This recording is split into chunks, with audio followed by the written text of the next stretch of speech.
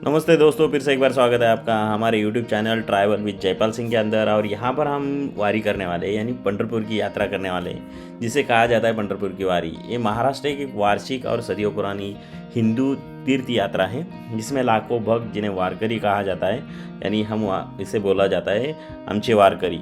तो ये 250 से लेकर 500 किलोमीटर के अंतर से पैदल यात्रा करते हैं और पंढरपुर पहुंचते हैं। यह भगवान विठोबा, जो भगवान विष्णु के रूप माने जाते हैं, एक सम्मान के रूप में वारकरी संप्रदाय के द्वारा पैदल यात्रा कंडक्ट की जाती है। अब बात करें पंढरपुर वारी के मुख्य पहलू, जिसमें सबसे पहले आता है देवता और भक्ति।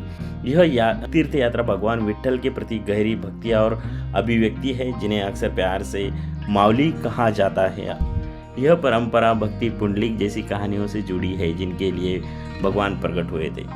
अब बात करें दूसरे पहलू की, जिसमें यात्रा यानी पालकी जुलूस जिसे कहा जाता है। तो यात्रा वारी लगभग 20 से 21 दिन तक चलती है और इसे आषाढ़ी एकादशी के दिन, यानी जो आमतौर पे जून और जुलाई के बीच आता है, जो दिन आता है आषाढ़ी एकादशी के शुभ दिन पर पंढरपुर में समाप्त हो जाती है। यह यात्रा एक नेतृत्व पालकी द्वारा की जाती है, जिनमें प्रतिष्ठित संतों की पादुका यानी पवित्र चरण पादुका रखी जाती है, जिसमें मुख्य प्रस्थान बिंदु अगर जो है, 2 सबसे महत्वपूर्ण पालकियाँ यहाँ शुरू की जाती है, जिसे देहू आळंदी के नाम से भी फेमस है।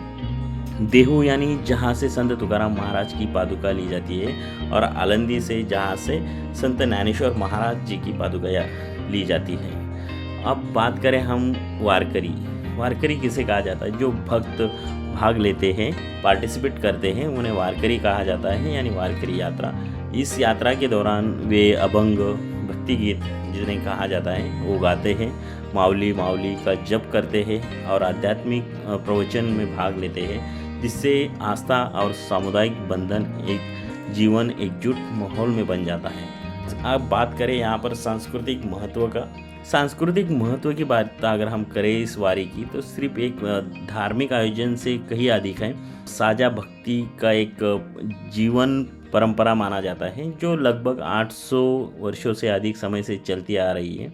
इस आयोजन को इसे world Guinness book of record में भी इसे रिकॉर्ड किया गया है, जिसमें एक दिन में सबसे ज़्यादा देखे जाने वाले स्थानों में से भी मान्यता दी गई है। यह तीर्थ यात्रा सरल जीवन, सामुदायिक सेवा और गहन आध्यात्मिक चिंतन को बढ़ावा देती है, जहां सभी प्रतिभागी सौहार्द और साझा उद्देश्य की भावना महसूस कराते हैं। विभिन्न सामाजिक और चिकित्सक संगठन मार्ग के तीर्थयात्रियों को भोजन, पानी और चिकित्सा सहयोग प्रदान करने के लिए स्टॉल लगाए जाते हैं भक्तगणों द्वारा, यानी वारकरी समुदाय द्वारा। तो ये थी आज की हमारी पंढरपूर यात्रा। तो कसं वाटलं मित्रांनो, कसं वाटलं भाविकांनो? आपले विचार कमेंट सेक्शनमध्ये नक्की टाका, कारण याने आपल्याला आपल्या पंढरीच्या वारीला आणखीन प्रोत्साहन देता येईल, ही आपल्या मनात भावना असावी। जय महाराष्ट्र, जय भारत, राम राम।